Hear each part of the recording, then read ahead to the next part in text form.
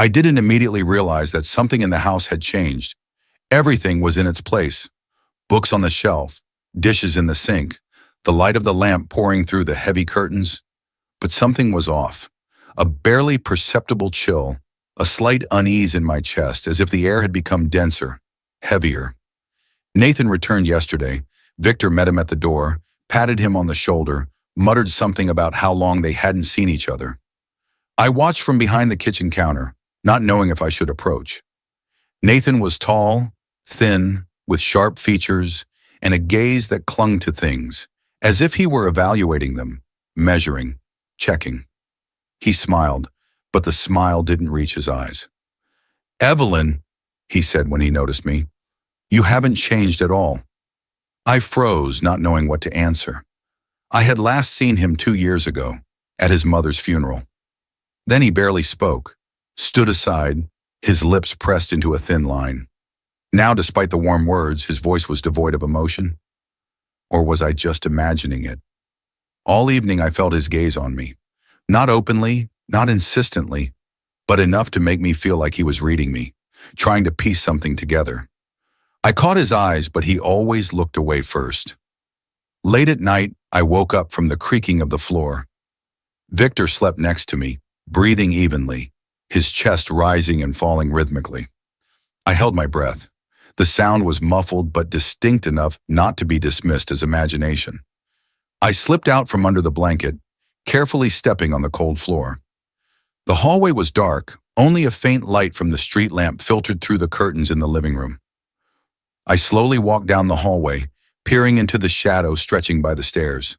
Inhale, exhale. "Can't sleep?" Nathan's voice sounded so suddenly that I flinched. He stood in the doorway of his room, leaning against the frame, hands in pockets. He was wearing only an old t-shirt and loose sweatpants. The light from his room cast sharp shadows on his face. "I thought I heard footsteps," I replied, stepping back. He smiled. "Maybe it's just the house. Old walls, creaky floors. I remember being scared of night sounds as a child, but it's just the echo of the past." I didn't answer. Something in his tone made me tense. "Go to sleep, Evelyn. Tomorrow will be a long day." I watched as he closed the door. My heart was pounding in my chest. Returning to the bedroom, I lay down next to Victor, but sleep wouldn't come. I listened, to the silence, to how it pressed, thickened, to the feeling that with Nathan's arrival, the house had become different, as if his return had awakened something that had slept too long.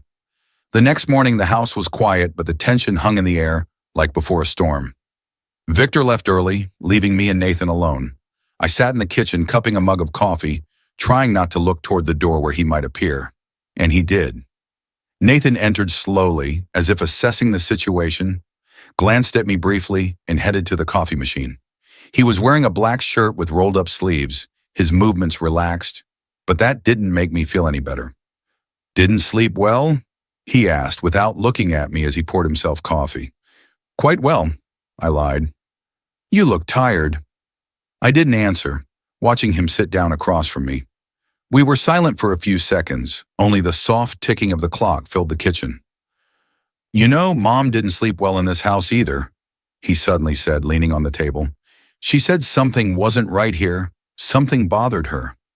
I tightened my fingers on the mug. "What exactly?" Nathan smirked, but the smile didn't reach his eyes again. "You live here, Evelyn. You should know." I looked at him, and for a moment, I thought I saw something malicious in his eyes, something I didn't want to understand. I looked away first. "I think you're being dramatic," I said, getting up and heading to the sink. Nathan didn't answer, but I felt his gaze on my back. He wasn't just looking. He was studying, evaluating every gesture, like a hunter watching his prey. And for some reason, that gaze scared me more than the shadows at night. There was something too attentive, too personal in it, as if he knew something about me that I didn't. I tried to avoid Nathan, but it turned out to be harder than I thought. He appeared in the most unexpected places. In the living room, in the garden, in the hallway, as if anticipating where I would go. There was something unsettling in his gaze, something I couldn't define. One evening, when Victor was in his study, I decided to air out the bedroom. I opened the window and inhaled the cool air. Suddenly, through the reflection in the glass, I noticed movement behind me. Turning around, I saw Nathan. He stood in the doorway, arms crossed. "Aren't you afraid to be here alone?" he asked softly. I tensed but didn't show it. "No, why should I be?" He smiled, but that smile was frightening. "Just asking. Sometimes the nights are too quiet, and then you hear things you don't notice during the day." Goosebumps ran down my skin. I took a step back but stumbled over the edge of the rug. Nathan didn't move, just watched. "Good night, Evelyn," he whispered and disappeared into the darkness of the hallway. I closed the window and clenched my fists. I couldn't deny the obvious any longer. Something was wrong. Something was terribly wrong. That night I had a strange dream. I stood in a dark corridor. An endless row of doors stretched before me, each slightly ajar, letting a sliver of dim light through. I felt that behind one of them, something important awaited me, something that would explain everything. But when I reached out to open the nearest door, a whisper sounded behind me. "Evelyn!" I turned around but saw no one. The darkness thickened, and the air became viscous, as if I couldn't get enough oxygen. I wanted to scream, but my voice caught in my throat. Then the door in front of me opened by itself. Behind it was a bedroom. Our bedroom. Only it wasn't me lying in the bed, but someone else. I took a step forward, and the one lying under the blanket turned her head. It was my face, but the eyes, they were empty, dead. I woke up in a cold sweat, my heart pounding. The room was quiet, too quiet. I listened but heard no footsteps, no creaks, only the ticking of the clock on the bedside table. Inhale, exhale. It was just a dream. But when I looked toward the door, its slightly open leaf swayed, as if someone had just left. The next morning, I was awakened by a strange sound. Not sharp or frightening, but distinct, as if someone was carefully running a finger over the glass. I froze, listening. Victor was still asleep, his breathing deep and even. Slowly, trying not to make a sound, I sat up in bed and looked towards the window. It was closed, but there was something on the glass. Faint traces, as if someone had run their hand over it. I shuddered and quickly got up, pulling back the curtains. Outside it was empty. The faint light of dawn tinted the yard in cold gray hues, not a single movement. I tried to convince myself that it was just condensation, a play of light, or my imagination. But something inside told me this was not a coincidence. When I left the bedroom, Victor was already gone. I went downstairs feeling a strange tension. The house was too quiet. Even the clock in the living room, which usually ticks softly, seemed muffled. In the kitchen sat Nathan, slowly stirring his coffee with a spoon. He looked like he hadn't slept all night. "You're up early today," I said, forcing my voice to sound calm. He slowly looked up at me. His eyes were tired, but there was something else in them. Something that made me clench my fingers into a fist. "And you, it seems, sleep poorly," he calmly noted. I didn't answer.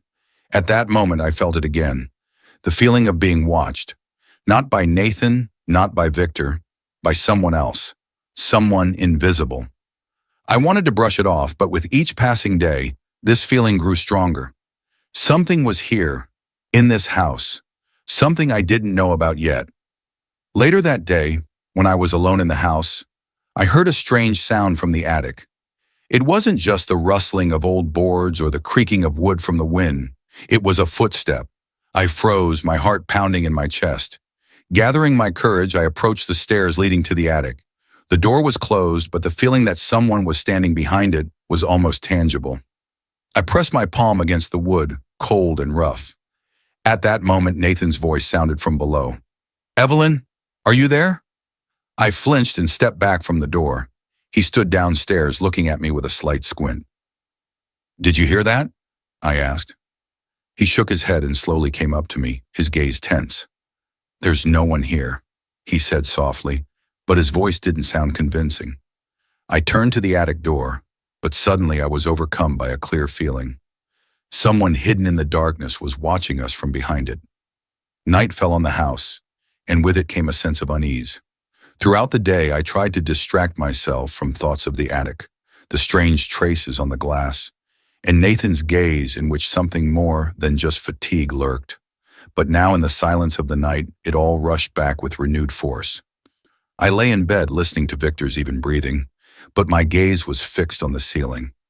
Shadows gathered in the corners of the room, and it seemed to me that they slowly moved, pulsed, watched. It was absurd, but my mind couldn't shake the feeling. I couldn't take it anymore. Carefully slipping out from under the blanket, trying not to wake my husband, I put on a robe and tiptoed into the hallway. It greeted me with oppressive silence. Moonlight filtered through the windows, casting long shadows on the floor.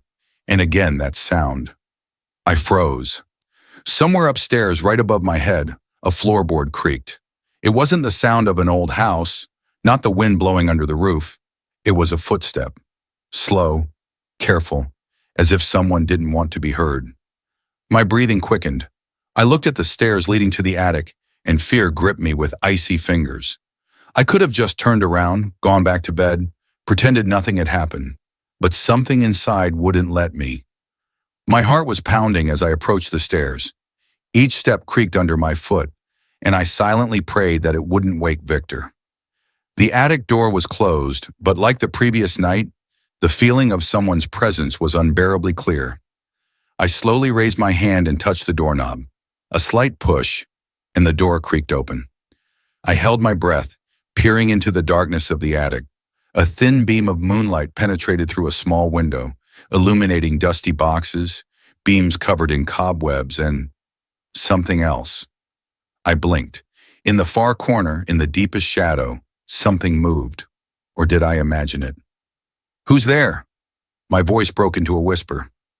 The answer was silence, but not the usual nightly silence, but a tense one, filled with someone else's presence. And then I heard it. A whisper. Soft, almost inaudible, but distinct enough for me to realize I was not alone.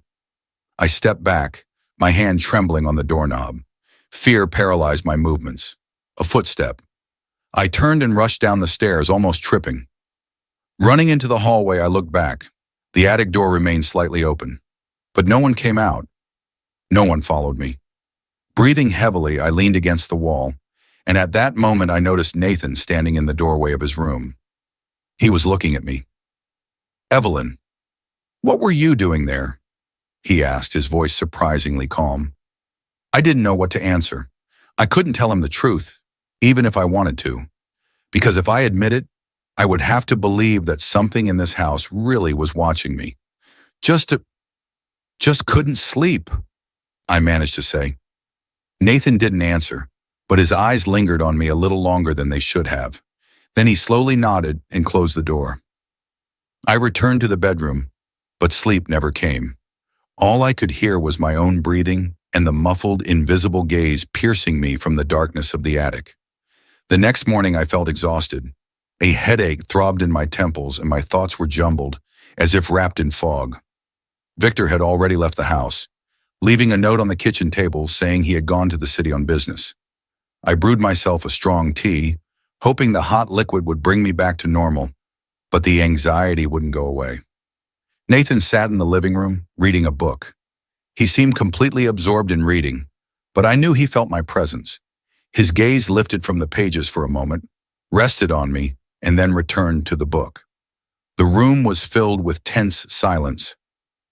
"You heard something last night, didn't you?" he suddenly asked without looking up. I froze. My throat went dry. I could lie, pretend I didn't understand what he was talking about, but it seemed like it wouldn't work. "Yes," I quietly admitted. Nathan nodded, as if he had expected this answer. He slowly closed the book and put it on the table. "This is not just a house, Evelyn. It lives its own life." "What do you mean?" I asked, clutching the mug so tightly my knuckles turned white. "You feel it, right?" His voice became softer, almost a whisper. "That there's someone here, that something is watching." A shiver ran down my spine. I wanted to say it was nonsense, just imagination, but the words stuck in my throat. "I've seen shadows," he continued, Heard someone breathing behind the wall when there was no one in the house? Sometimes I feel like I'm not alone. And neither are you. I stood up, feeling fear slowly creeping up on me. I couldn't stay in that room any longer. I needed to get out, breathe fresh air, get rid of the delusion. "Evelyn, wait," he called out, but I was already heading for the door. I went out into the garden, hoping the morning light would dispel my fears. But as soon as I closed the door behind me, I felt it again. The feeling of being watched. Not from Nathan, not from Victor, from someone else, someone invisible. I looked up. On the attic window, there was something, a black, indistinct shadow resembling a human figure. I screamed and stepped back, but the next second, the shadow disappeared. My breath caught. It was just an illusion, a reflection, or something else. The front door creaked open, and Nathan appeared on the threshold. He didn't look surprised, rather thoughtful. "You saw it too, didn't you?" he asked. I didn't know what to answer. But one thing was clear.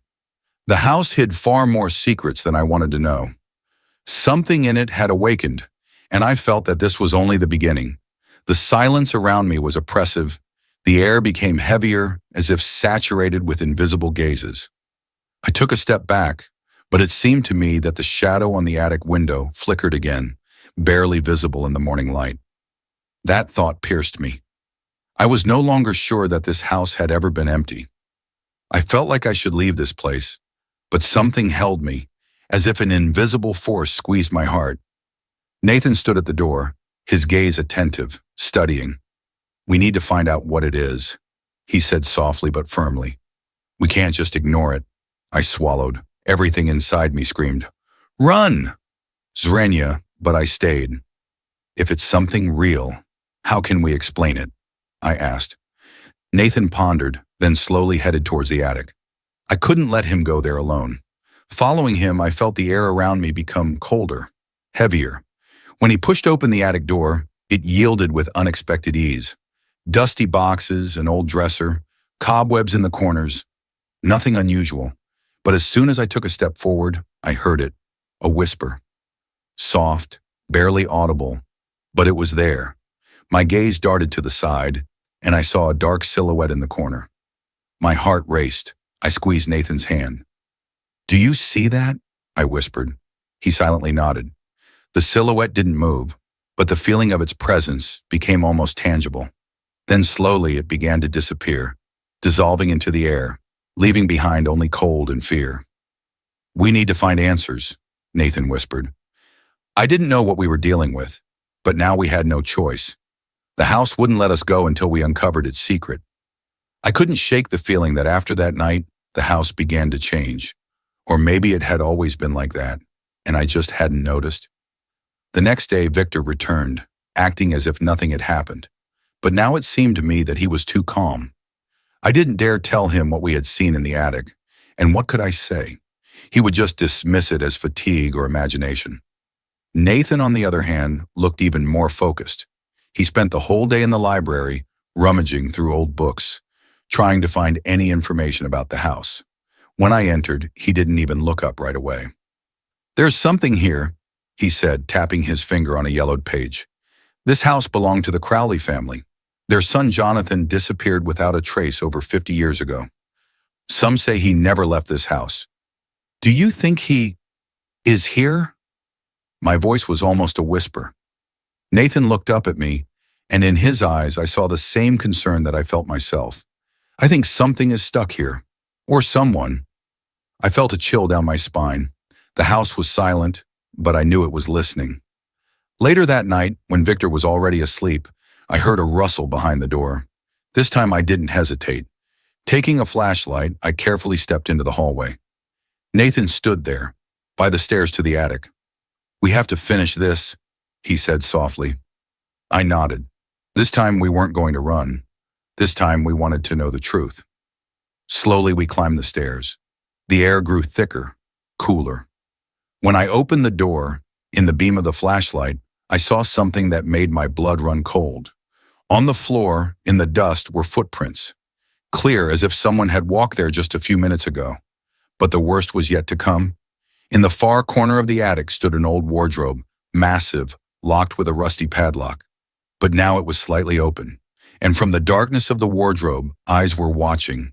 I couldn't breathe. Cold sweat ran down my skin as I met the gaze of what was hiding in the darkness of the wardrobe. A second, and it seemed like they belonged to a person, but something was off. The figure in the shadow didn't move, but I felt its presence, its anticipation. Who's there? My voice was barely audible. Nathan stepped forward, but at that moment a dull sound, like a moan, echoed. The wardrobe door slowly creaked open wider. A cold breeze blew from inside, and I saw that there was nothing inside except emptiness. But that emptiness moved, writhed, as if the darkness itself was alive. "Step back, Evelyn," Nathan said softly but firmly. I couldn't move. The whisper spread through the air again. This time I could make out words. "You found me." The wardrobe jerked as if someone had pushed it from inside. The flashlight in my hand trembled. The shadow began to emerge, outlining itself into something resembling a human figure, but its features were indistinct. Only the eyes. Those empty, lifeless eyes. Nathan grabbed my hand and pulled me back. I caught myself on the edge of a box, almost falling. At the same moment, the wardrobe slammed shut with a deafening crash, making us flinch. The house shuddered as if something inside it had awakened.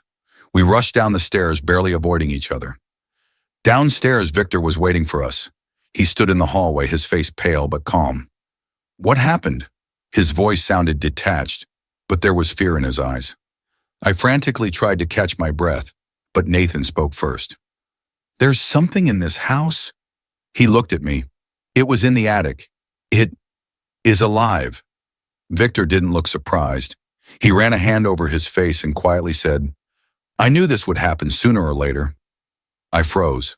"What did you know, Victor?" My voice trembled. He looked at me for a long time. "It's time for you to know the truth." I stood still, looking from Nathan to Victor. He knew. All this time, he knew. "What do you mean?" My voice trembled, but I couldn't let myself back down. Victor ran a hand over his face, sighed heavily, and nodded toward the living room. "Sit down. You need to know the whole truth." I wanted to object, but Nathan was already sitting, his eyes fixed on Victor with suspicion. I followed him, feeling the air in the room become heavy, as if the very darkness had seeped into the walls. Victor looked at us before speaking. "This house, it's older than it seems. It's not just a building, it's a vessel. Many years ago, the Crowley family made a mistake. They opened something they shouldn't have."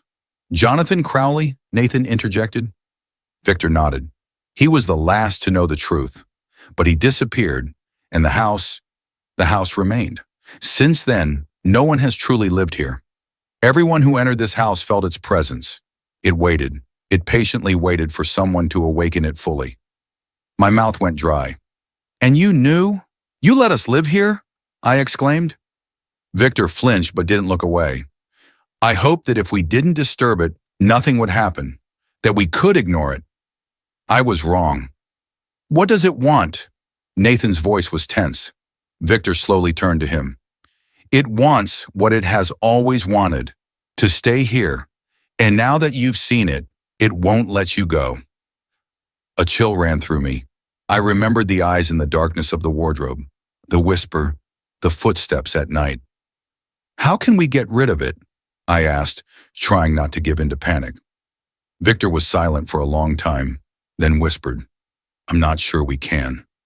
Silence fell, broken only by the faint ticking of the clock outside the window. We were trapped. The house had awakened, and now it belonged not to us, but we to it. The silence was unnatural. The air in the house felt heavy, filled with something invisible but tangible. Victor had just revealed the truth to us, but what now? Staying here meant condemning ourselves to the eternal presence of the shadow. But was there a way out? "We have to leave," I said, feeling fear turn into determination. "Right now." Victor slowly shook his head. "If it were that simple, I would have left long ago." "So there is a way." Nathan clenched his fists. "There must be." Victor looked away. One person managed to escape, but he paid a high price. Who? I felt my heart race. Jonathan Crowley, he whispered. He disappeared, but maybe he found a way to close the door, or at least tried. Victor's words left us no choice. We had to return to the attic where it all began. When we entered the attic, the air turned cold. The darkness inside the wardrobe came to life again, writhing, ready to swallow us. The whisper came from all sides. You won't leave. I squeezed Nathan's hand. This time I wouldn't let fear win. We don't belong to you, I screamed, taking a step forward. The darkness wavered. Victor pulled out an old tattered piece of paper from his pocket. He muttered something, and the whisper fell silent. The paper burned up right in his hand, and the wardrobe jerked as if something inside was trying to hold on. Nathan rushed forward, flung open the door, and we saw not just emptiness. There was a mirror. In it reflected not only the attic, but someone else, Jonathan Crowley. His eyes were just as empty as the darkness, but there was a flicker of understanding in them. Close it, I heard his voice echoing in my head. Close it before it's too late. Victor threw a handful of ashes into the mirror, and the darkness began to shrink. The house shuddered. The walls creaked. Something groaned in the depths of the corridors. We rushed downstairs as a deafening crash sounded behind us. The attic collapsed, taking with it the remnants of the shadow.